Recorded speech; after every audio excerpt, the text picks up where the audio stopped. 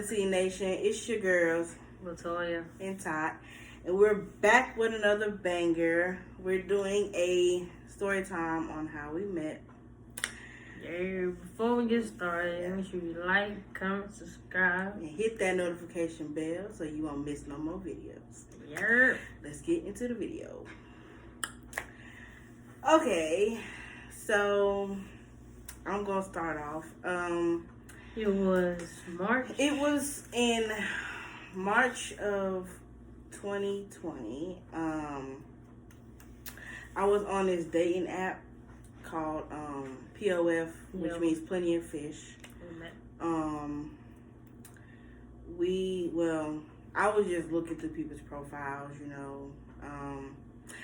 and none of them really caught my eye much. It was just like regular people.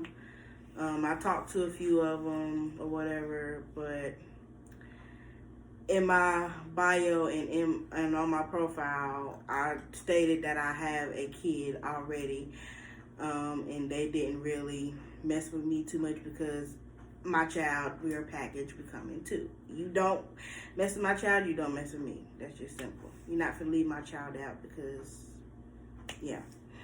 So,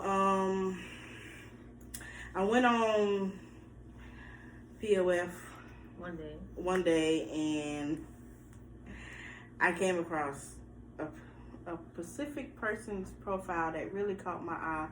So I looked at the profile, liked the pictures, read her bio. And this specific person was... She thought I was Hispanic or... Yeah. I thought she was Hispanic, but she wasn't. And I specifically asked her, like, are you Puerto Rican? She was like, no. I get that a lot, too, so, hey. I wasn't surprised she asked, but, so... I guess it'd be the skin for me. I get a lot of compliments, too, when people say I have good skin. Well, she does, and she has good hair, so I just...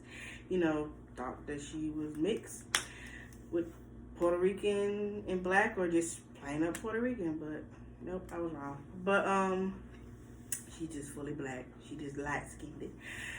That's my baby. And two, so I took it upon myself and I inboxed her and I told her a little bit about me. What I was looking for in a relationship, at first I was really true to her and I realized that I really want to fuck buddy. Like I don't want no strings attached because I had just got out of a relationship and I just wasn't looking. I was looking for that person just to vibe with me. So I started, telling her more about me and then she ended up inboxing me back. I was afraid that she wasn't going to, text me back or give me that time of day. We finally did, and we exchanged numbers that night.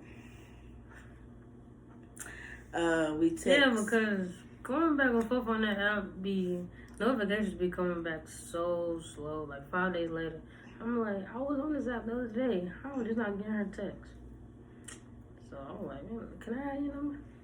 Yeah. And at this time, I was working at this group home for, that's my career. That's what I do. And I went back to work and we was talking ever since then. She called me, literally that next day after we, exchanged phone numbers. She texted me and we was talking and she called me when she got off of work. And it's funny, y'all. Let me tell y'all, it's funny because I knew her schedule because she used to call me for 3 days. She used to call me exactly at 10 o'clock because she used to work doubles at her job. So it was just a thing. So we talked, we laughed, we just had a good old vibing session over the phone. Like it was just like, it felt like I knew her. Like, where the hell was she at? Like, my relationship life, like, where were you? And same for her. everything, it just clicked. Like, it wasn't no awkward. Like, when we met up, it wasn't nothing awkward, really. It kind of was, but we really wasn't. Cause that's gonna be another story time. Yeah, we're gonna get to that. Our first date. We're gonna get to that in the next video. But we finally FaceTime each other, and I low-key was scared to show my face because I wasn't, you know. Wow.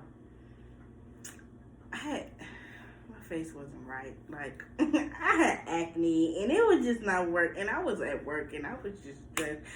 But the thing is, like, I knew that she was that one because I really gave her the time of day, for real. I was working. That's what caught my eye too. That's for another video too. We can't get into that. Anybody too that gives you the time of the day, they might be that one. Yeah. So we just vibed all night. We talked on the phone.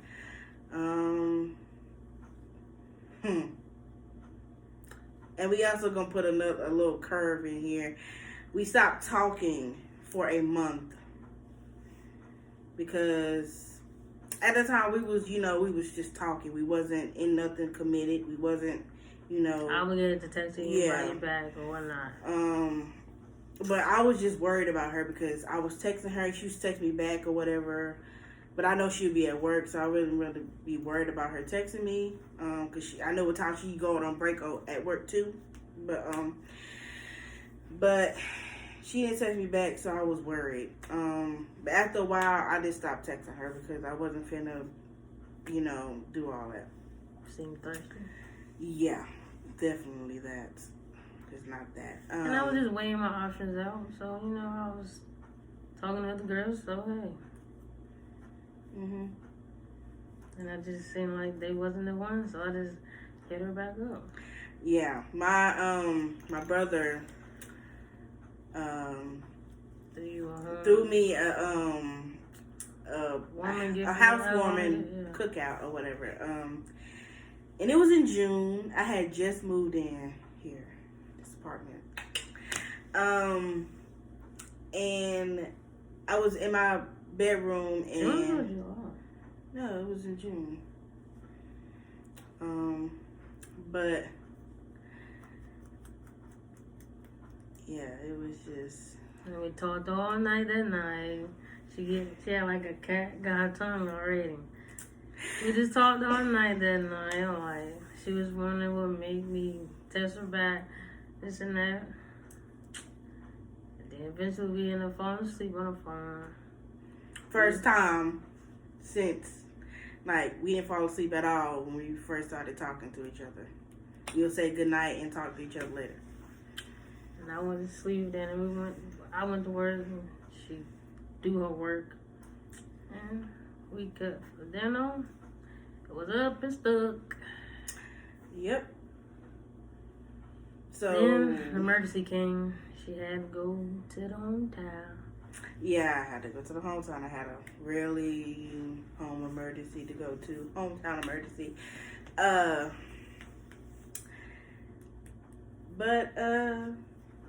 Yeah. Throughout that whole trip, tell them what happened. So I went to my hometown, which is Brooklyn, New York. It was a family emergency with my grandmother, rest in peace. But I had went up there to see her, but I couldn't get to see her. But she didn't pass when I was up there. When I went up there, that's a whole another story. But went up there to see her because she was in the hospital. Didn't get to see her, but I spent time with my family. And the whole entire time I was up there. No, I'm gonna start from the bus ride. The bus ride up to New York. My bus left at 10:45, and I didn't get to New York until about 6 o'clock, 7 o'clock in the morning. I left at 10 o'clock. From the time I left home to probably about 2 hours of me being on the bus, We stayed on the phone and talked. She coped with me because she helped me, because I didn't know what I was going into. I really didn't. But, and then we finally said, like around, I want to say around 12:30, 1 o'clock, she said, yeah, she had to go to sleep because she had to go to work. And we said goodnight, and we'll talk to each other in the morning. Or when she get off of work, or when she go on break or whatever. And later on that day, she called me and tell me how my grandmother was doing. I told her I couldn't get to see her because of COVID. Yeah. But she was just like, I was getting homesick because like New York is my hometown, but I've been in North Carolina so long that it's just like doesn't feel like home anymore, even though my family's up there. But like 2 days before I was getting ready to leave, she told me she had some news to tell me. I asked her was it good or bad news. She said it was good news. No, it was a question. Well, but you also said you had something to tell me too, so it's like I didn't know. It was something to ask me. That's what it was. Yeah, it was a question. Something to ask me. And I was like, okay, is this question good or bad? And she was like, it's good. But so I'm gonna wait until after you come back from New York. I was like, okay. When I got back, y'all, I was so anxious. I was scared for what she was gonna ask me because I was not in this good state of mind. I promise you I wasn't. And she just blew her mind. So I came back and a day went by. She said when I came back. I told her when I was coming back, and she said, okay, I'm going to ask you when you come back. The day I came back, never asked me. So I'm literally in my room the day before. I'm pacing back and forth. Why I waited? Because I wanted to make sure that she was the one. And this and that. So I'm just thinking to myself, not talking to myself, but just thinking at home, like, should I actually be my girl? Well, nah. She really could hold me down. So, I was so scared. Not just scared, but nervous. Yeah. So, when I came back, it was the first beginning of July. Mind y'all, when I came back, it was 3 weeks for my birthday. So,